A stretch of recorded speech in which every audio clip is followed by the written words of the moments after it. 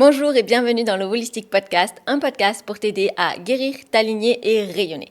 Et aujourd'hui, on va parler des parasites. C'est la grande mode, les cures de parasites. Et je parle de ce sujet parce que j'ai des amies qui sont à fond dedans. Elles ont un système nerveux en PLS, du coup un système digestif aussi en PLS parce qu'elles ont beaucoup d'inflammation et elles ont identifié un coupable commun, les parasites. Et du coup, elles sont passées en mode guerrière pour venir tuer les parasites. Et du coup, je leur ai expliqué ce que je vais vous expliquer dans cet épisode. Déjà, pourquoi cette tendance de cure antiparasitaire ?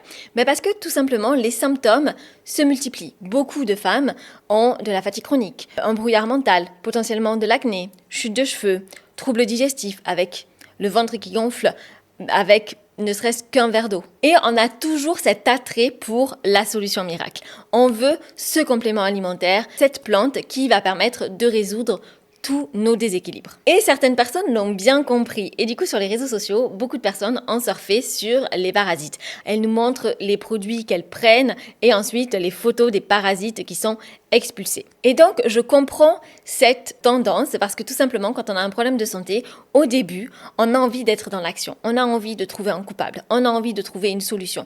Surtout quand on a un travail qui est aussi comme ça. Quand on a des responsabilités, qu'on est cadre ou quoi que ce soit, on est très action-réaction. Et moi, j'étais exactement pareil. Donc, en fait, on cherche à tout prix à savoir qu'est-ce qui ne va pas et à trouver des solutions. Et souvent, des solutions, en fait, qui sont rapides. Et du coup, souvent sur Instagram, il y a des personnes qui surfent sur cette tendance en disant pour réduire l'inflammation, il faut prendre ce complément ou cette huile ou cette épice miracle et pour se débarrasser des parasites et retrouver en fait énergie, pas de brouillard mental, meilleure concentration, meilleure digestion, il va falloir prendre ça, ça, ça et ça.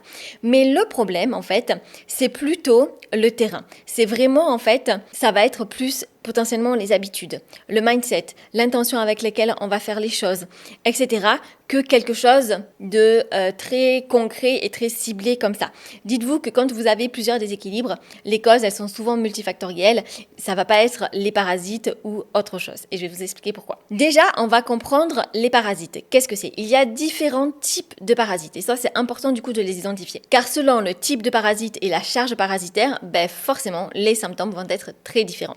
Premier type de parasites, les protozoaires. Ce sont des parasites qui sont vraiment microscopiques et qui vivent dans le système digestif. Ils vont donc provoquer diarrhée, ballonnement, crampes, nausées, fatigue, malabsorption des nutriments et souvent perte de poids. Mais pas tout le monde va développer les mêmes symptômes. Comme je vous disais, ça dépend aussi de la charge parasitaire. C'est pas parce que vous en avez un que vous allez développer des symptômes. Il faut une charge parasitaire beaucoup plus élevée. Ensuite, autre type de parasites, ça va être les vers intestinaux. Donc certains peuvent provoquer des démangeaisons anales, fatigue, troubles digestifs, anémie, douleur abdominale, troubles du sommeil. Mais ça, ce sont des symptômes d'infestation sévère. Or, les infestations sévères dans les pays développés aujourd'hui sont quand même très rares. Et ensuite, on va avoir d'autres types de parasites qui sont vraiment microscopiques et qui, eux, ne vont pas vraiment vous faire développer des symptômes. Et du coup, quelque chose qui est important à retenir, c'est que là, les symptômes que je vous ai dit, il peut y avoir 10 000 causes en fait. Et c'est pas parce que vous avez ces symptômes-là que vous avez forcément des parasites.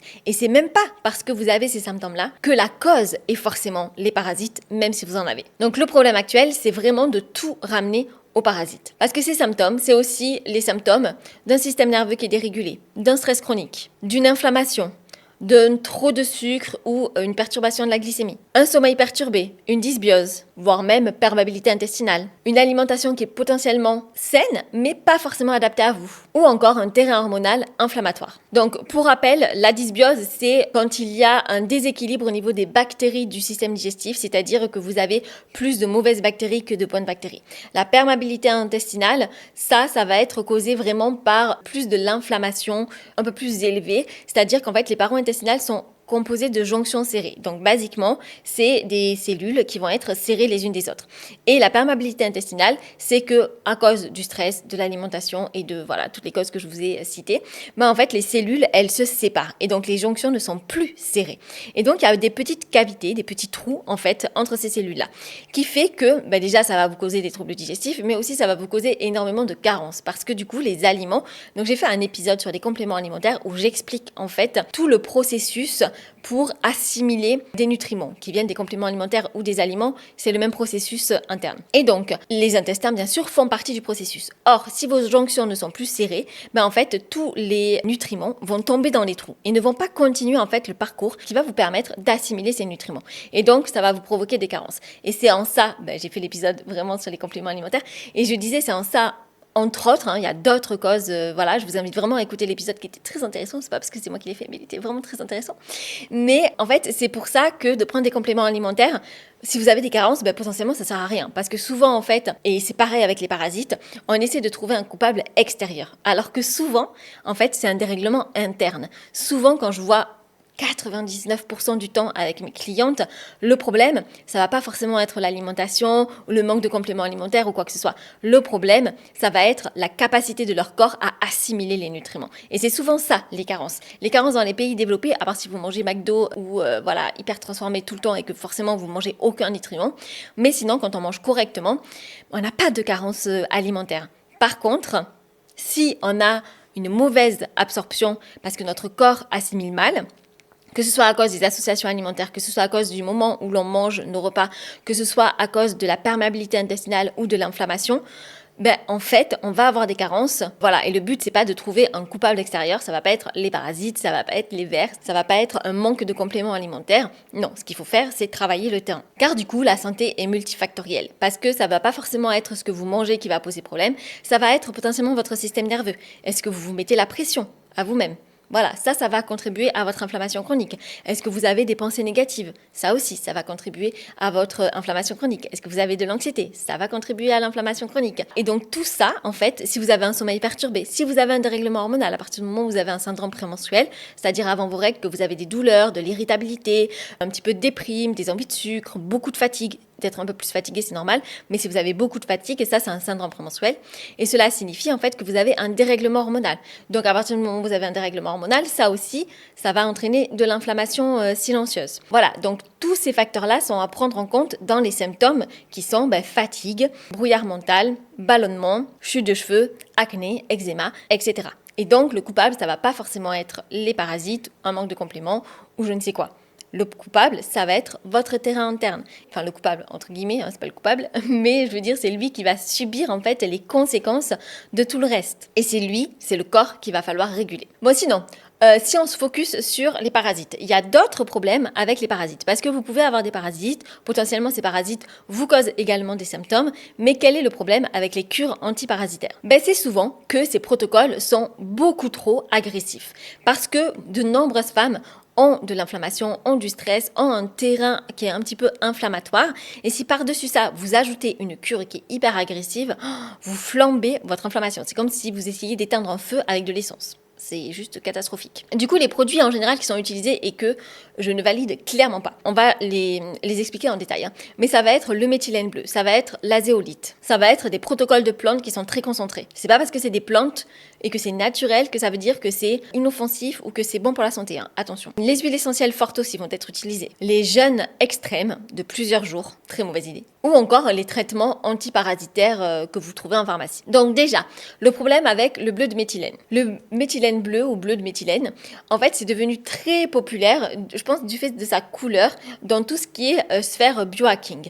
Il faut savoir que toutes les personnes quand même qui font du biohacking n'ont pas appris en fait le fonctionnement du corps ou quoi que ce soit. C'est une tendance de biohacking avec des astuces en fait, un petit peu des tips, santé que l'on peut mettre en place au quotidien, qui sont pas toujours très pertinents d'ailleurs, mais ça ne permet pas de résoudre des vrais problèmes, des troubles chroniques, des douleurs chroniques ou des pathologies chroniques.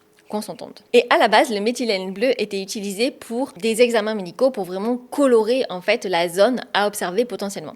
Aujourd'hui, du coup, ce colorant, parce que c'est un colorant, le méthylène bleu, est détourné du coup de son usage pour des cures antiparasitaires. Mais celui-ci va influencer les mitochondries. Donc les mitochondries, ce sont les cellules qui sont responsables de produire l'ATP. L'ATP, c'est l'énergie de votre corps. Donc les mitochondries, basiquement, si on simplifie, c'est les cellules vraiment qui produisent l'énergie de votre organisme. C'est grâce à elles que vos organes fonctionnent, que vous avez l'énergie de marcher, de courir, d'aller au sport, etc. Mais le méthylène bleu va aussi influencer le système nerveux et certains neurotransmetteurs. Donc les neurotransmetteurs, par exemple, ça va être la sérotonine. La sérotonine, souvent on en parle comme une hormone.